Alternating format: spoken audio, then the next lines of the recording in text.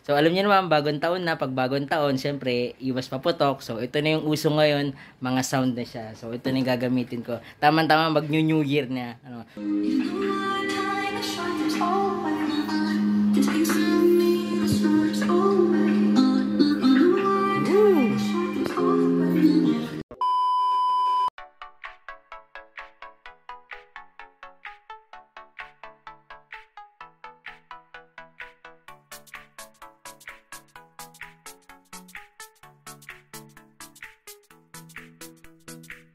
Guys, magandang balita. Uy, kayo po, ang nakagaya. Magandang balita, may bago na naman kaming ano dito? Unboxing, bubuksan na natin. Oh, buksan. Ayan, yan. Tingnan natin kung anong laman. Tatanggalin na natin yan. Alright! Sa hindi inasang pagkakataon, meron kaming bago. Speaker all over the world. Ang pangalan niya ay Sound Tower MX-T7. Oh my god. Pinapin mo. May nabili na. May remote siya. Ano yan? Yung video okay yan. Pwede nga daw video okay. Teng! Ang laki niya. Ano yan? Bluetooth yan. Yung video okay yan.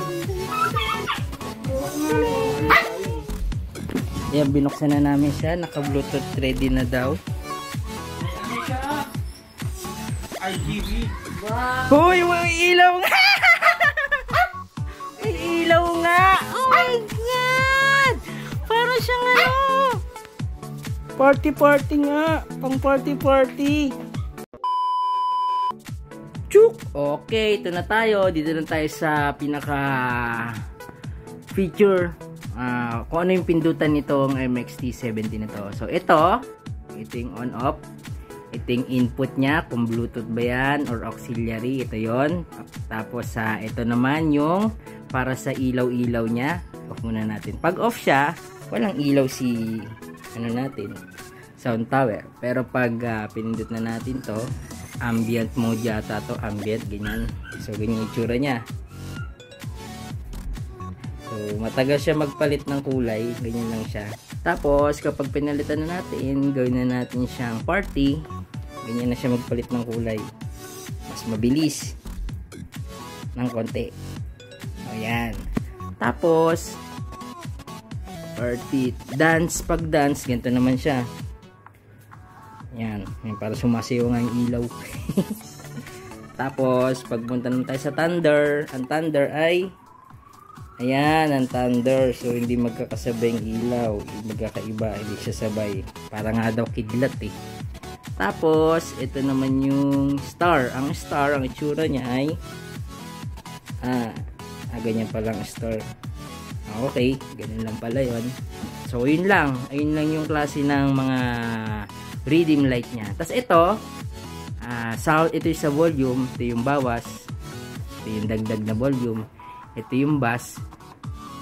Naka-off siya. Ibig sabihin, hindi ganun kalakas yung bass niya. Nasa normal. Pero pag pinindot mo to, ayan, naka-on na siya. On dynamic na yung bass niya. So, malakas na yung bass nito.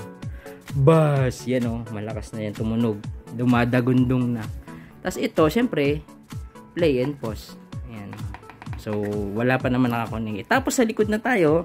Ito yung nasa likod niya. Ito yung Bluetooth. Ito yung add stereo, group play, ito yung auxiliary 1, tsaka auxiliary 2. Tapos, nandito sa baba yung saksakan ng mic, kasi pwede nga siya pang karaoke. Mic 1, mic 2. Tapos ito yung volume niya, volume ng mic 2, tsaka yung echo. Ganun din to. Volume, echo, ng mic 1. Tapos ito, ano ba nakalagay dito? Auxiliary 2, group play, so left and right. So, siguro ganyan. Basta alam niyo na yan kung para sa inyo. Kasi ito yung pinaka-exhaust niya. Yan. Kasi mainit ito eh. Lalo na kapag nakatodo yung sound mo. So, meron siyang ano dyan, exhaust fan. Tumutulak siya pag ganun. Then yung saksakan ulit, ito. Yan, yung pinakabit. Okay? So, paano mo siya i-connect sa Bluetooth? So, para ma-connect mo siya sa Bluetooth, yung phone mo, dito, i-press mo lang to. So, pag press mo siya, mag-scan. So, yun, mako-connect mo na siya sa phone mo. Tapos ganun din naman pag stereo, pag add stereo, so pipindutin mo lang naman to, so magko-connect sa isa pang ganitong klase, kaya stereo kasi magiging left and right na yung MXT70 mo.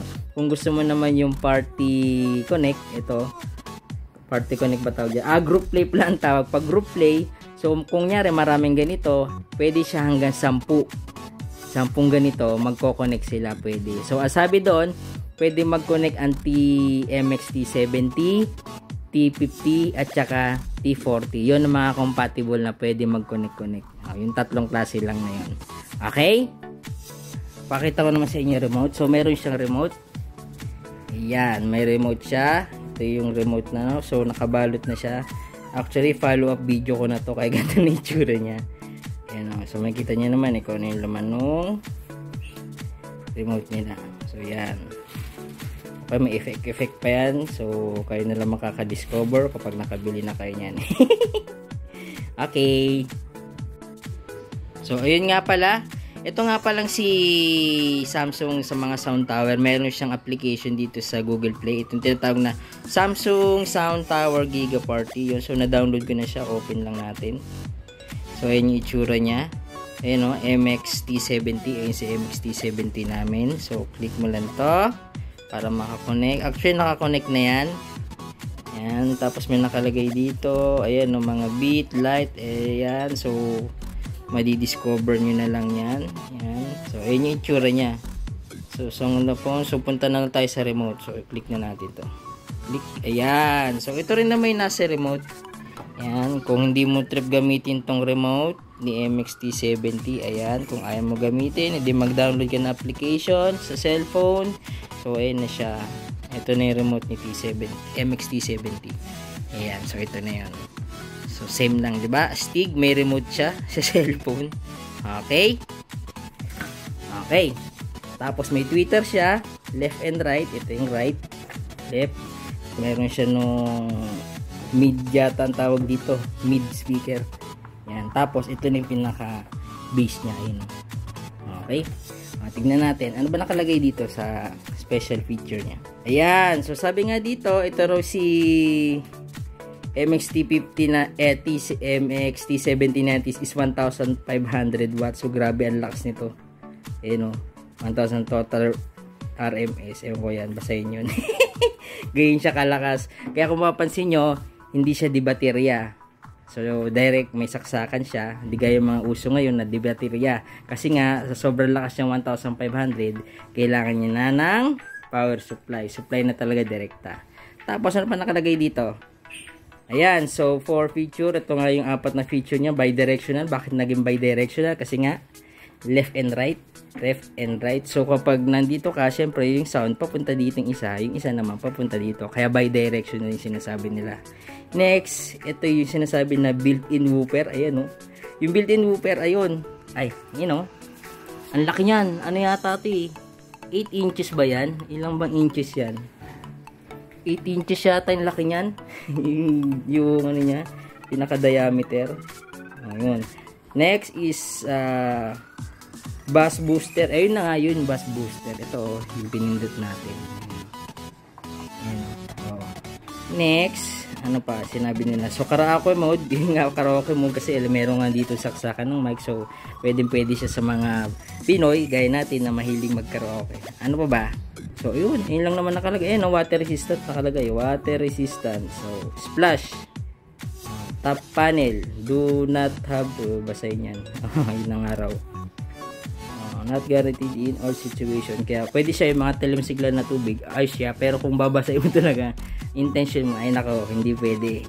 Ang nakalagay dito ay, ayan, pwede siya mag-connect yung Bluetooth, dalawang devices, up to 2 devices, pwede mag-connect ang Bluetooth para simultaneous kayo, nakokontrol nyo yung music nito ni MXT70.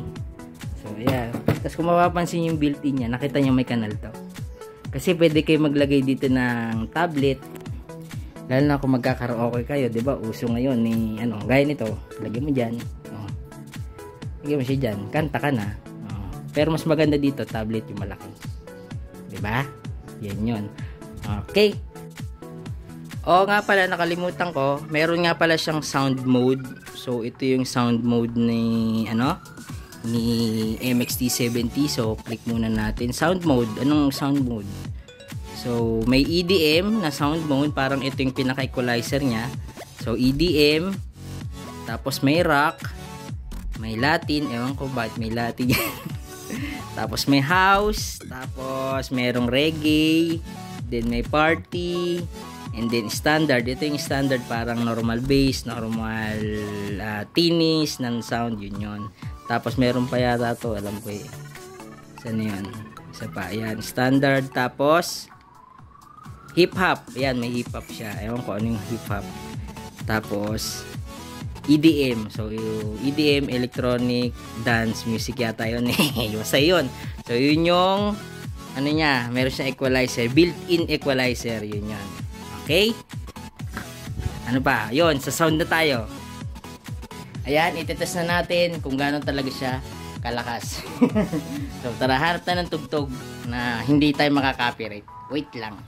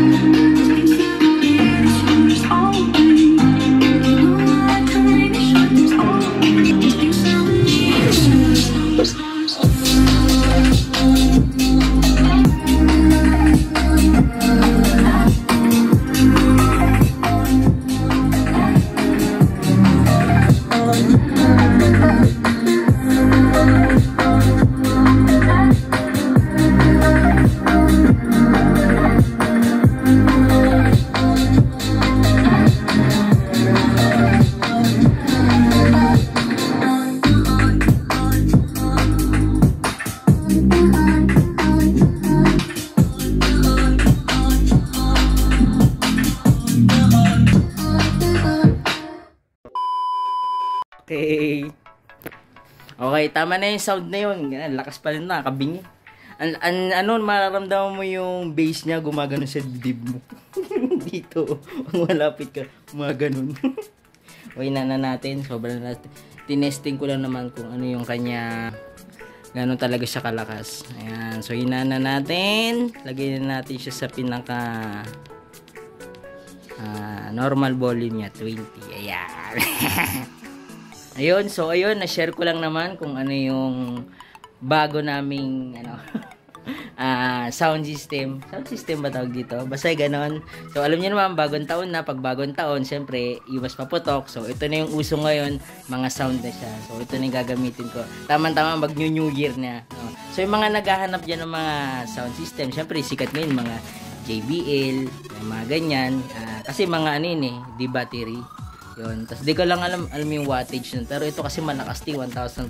Yun nga lang, hindi siya di battery. O, di sasaksak mo nga lang talaga siya. So, okay na rin kasi ang habol ko naman talaga is malakas na sound. So, hindi naman ako yung kung saan ko siya dadalhin. Kaya hindi ko napili mga JBL. Ito yung nakita ko. Okay, si MXT70. So, para sa mga nagbabalak o nag-iisip kung ano ba magandang sound system para sa bagong taon. So, ito, recommend ko siya dahil malakas naman talaga 1,500. Ayan.